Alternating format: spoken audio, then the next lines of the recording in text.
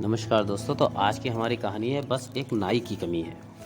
बीरबल बहुत चतुर थे, जिसके कारण ज़्यादातर लोग उनसे बहुत खुश रहते थे।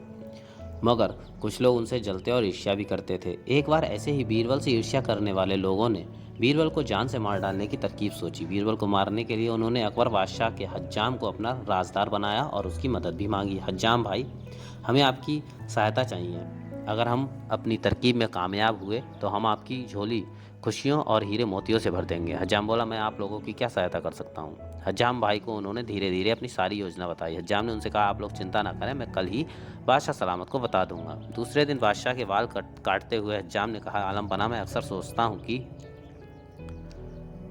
निसंकोच कहो, रुक क्यों गए? अकबर ने कहा, सोचता हूँ कि आप अपने दिवंगत पुरखों के बारे में कुछ सोचते ही नहीं।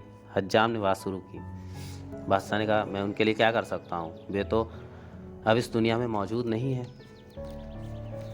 मगर हुजूर, किसी को स्वर्ग भेजकर उनकी राजी खुशी जानी जा सकती है। सचमुच बादशाह को यह विचार ठीक लगा, मगर यह कैसे जाए? हज्जाम ने चाल चलते हुए को कहा, कुछ मुश्किल काम नहीं है हुजूर। नगर से बाहर खुले मैदान में किसी विशिष्ट व्यक्ति को चिता बनाकर उसमें बैठाकर लपटों के हवाले कर दिया जाए। बस लपटों के साथ वह व्यक्ति भी सीधा स्वर्ग में पहुंच जाएगा।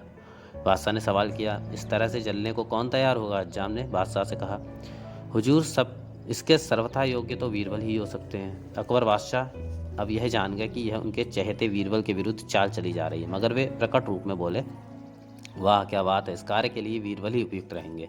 बादशाह ने अपनी इस योजना की घोषणा उसी समय दरबार में कर दी। फिर बादशाह बीरबल को देखते हुए बोले, बीरबल, अब आप ही स्वर्ग जाएं और पता करें कि हमारे पुरखों को कुछ चाहिए या नहीं।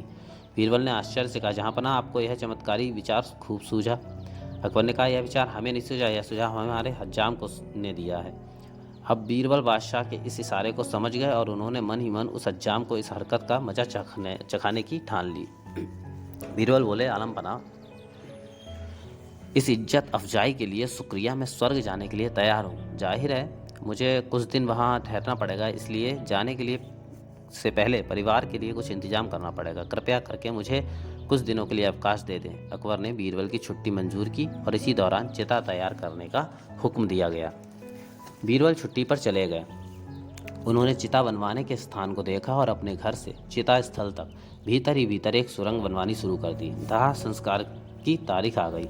बीरबल के स्वर्ग जाने की खबर सुनकर लोग बहुत बड़ी संख्या में उत्सुकतावश एकत्र हुए। उसी स्थान की ओर इशारा करते हुए बीरबल ने दरबारी से कहा, तुम मेरे चारों ओर चिता तैयार करो, मैं लेट रहा हूँ। फिर बीरबल सुरंग के द्वार से सटकर लेट गए। चिता में आग लगते ही वह धू धू करके जलने लगी। बीरबल के मित्र और प्रशंसक बहुत दुखी मन से आंसू बहाने लगे। उनकी दुनिया का एक महान और नेक पुरुष जीते जी मौत के मुंह में जा रहा था। दूसरी ओर बीरबल के शत्रुओं को उनसे छुट्टी मिलने जा रही थी। वे बहुत खुश थे और जश्न मनाने की तैयारी में जुट गए। थोड़ी ही देर बाद बीरबल सुरंग के रास्ते अपने घर पहुंच चुके थे। उन्होंने घर में कुछ दिन बिताए और फिर वे हज्जाम को उसकी हर करतूत की सजा देने की योजना बनाने लगे। जब कुछ महीने बीत गए तो बीरबल दरबार में पहुंचे। किसी ने भी उन्हें नहीं पहचाना। अकबर जान गए और मन ही मन बहुत खुश हुए और सोचने लगे, बीरबल सही सलामत है। कुछ देर बाद बीरबल ने बादशाह सलामत को आदाब बजाते हुए कहा, जहाँपनाह, मैं सीधा स्वर्ग से आपकी खिदमत में चला आ रहा हूँ और आपके पुरखों की राजी खुशी की खबर लाया हूँ। बादशाह प्रसन्न हुए और कहा, तुम कैसे हो बीरबल, और स्वर्ग में सब कैसे हैं? बीरबल, मेरे अब्बा हुजूर मिले होंगे। बीरबल ने कहा, महाराज, वहाँ तो आनंद ही आनंद है, सुख चैन है। सिर्फ वहाँ पर एक चीज़ की कमी खड़ती है, वहाँ कोई सलीके का नाई नहीं है। हुजूर, आपके बुजुर्गों का हुक्म है कि अच्छा और सलीके का नाई तुरंत वहाँ भेजा जाए।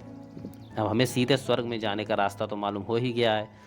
अब हमारे लिए किसी को भी वहाँ भेजना मुश्किल नहीं रहा। अकबर ने सवाल किया, पर तुम ही बताओ बीरबल, वहाँ किस नाई को भेजा जाए? बीरबल ने सुझाव दिया, आपका शाही नाई, और कौन? ठीक है बीरबल, हम उसी नाई को स्वर्ग भेज देते हैं। और फिर बादशाह ने इस हुक्म को जारी कर दिया। इस आदेश को पाते ही हज्जाम षड्यंत्रकारी दरबारियों की शरण में दौड़ पड़ा और अपनी जान की बचाने की भीख मांगने लगा। दरबारियों ने उसे साफ इनकार कर दिया और कहा, अब हम क्या कर सकते हैं? वह हज्जाम वहां से दुम दबाकर भाग पड़ा, क्योंकि उसे अपनी मौत सामने खड़ी नजर आ रही थी। और फिर कभी भी अकबर के दरबार में वह नजर नहीं आया। इसी बीच उसके माता पिता भी आ पहुंचे। बीरबल ने उनसे सारा समाचार कह सुनाया।